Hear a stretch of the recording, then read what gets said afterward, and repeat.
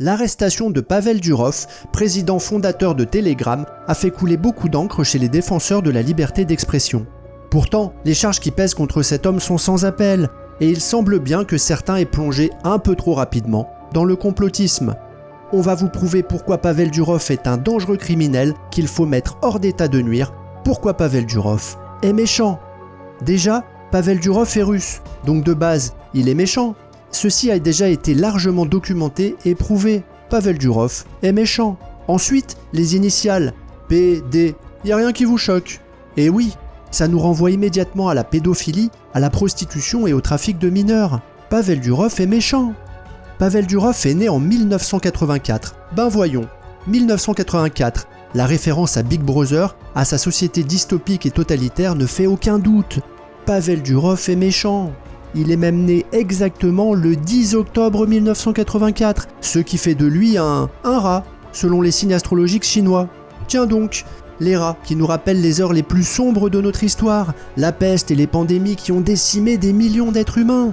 Pavel Durov est méchant. Pavel Durov, de nationalité russe, a aussi obtenu la nationalité christophine, émirati et française. Et qu'est-ce qui saute aux yeux ? S-E-R-F, le serf. Cet individu privé de liberté est soumis corps et âme à son maître.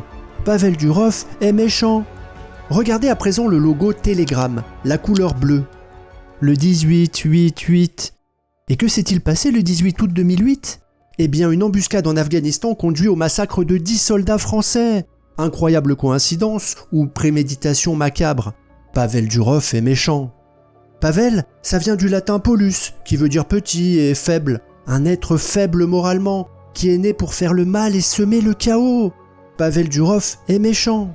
Pavel Durov s'est rendu à l'aéroport du Bourget en Savoie, où il a été arrêté, dans le département 73. 73 ? Comme par hasard, 1873, l'année de la Grande Dépression, l'année du krach boursier qui plongera les économies mondiales dans une longue crise économique. Pavel Durov est méchant. En plus, il volait à bord de son jet privé, un Embraer Legacy 600. Embraer, bien vu, c'est l'anagramme de marbré. Et oui, il était venu sur notre sol pour nous marbrer. C'est aussi terrible que cela. Définitivement, Pavel Durov est méchant. Cette vidéo a obtenu le prix du journalisme délivré par BFM-VC, CNews et Transinfo.